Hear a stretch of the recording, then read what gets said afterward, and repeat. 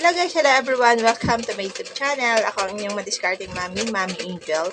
In this video guys, ang i-share ko sa inyo, ang pag-uusapan naman natin is regarding pa rin sa mga business, diba?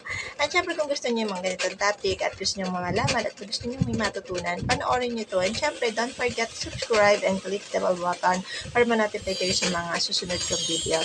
Ayun nga guys, so huwag na natin patagalin. Ang i-share ko sa inyo, ang pag-uusapan natin is regarding sa paano nga ba natin naiiwasan ang pagkalugi ng isang negosyo or ng isang mini talipapa katulad ng business ko. So guys, mahirap magnegosyo. Talagang kailangan natin ng maging hands-on and then sipag at syaga talaga. Then syempre, kauna-unahan natin magiging sandata dito is babantayan natin yung ating cash flow, yung pasok at labas ng ating pera. Yun yung talagang kauna-unahang bagay na maiiwasan natin.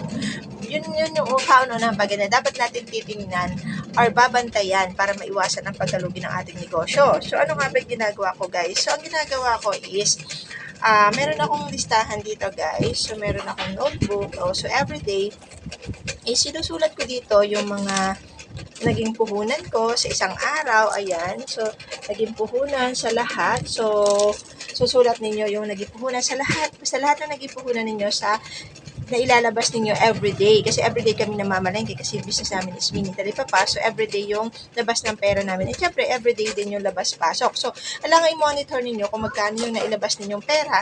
And then, meron din akong listahan kung ilan naman yung daily sales ko. So, yung pasok naman ng pera. So, yan, sinusulat ko naman dito sa logbook ko ilan yung kita ko sa isang araw o yung pumasok na pera. So, mamamonitor ninyo dito sa mga listahan na ito kung magkano yung nailabas at magkano yung pumasok. So, nasa ganun, matototal ninyo kung kumita ka ba or hindi ka kumita ngayong araw. Kasi madali lang naman kasing mamonitor yun sa amin kasi nga everyday yung labas-pasok ng pera kasi everyday kami namamalengke.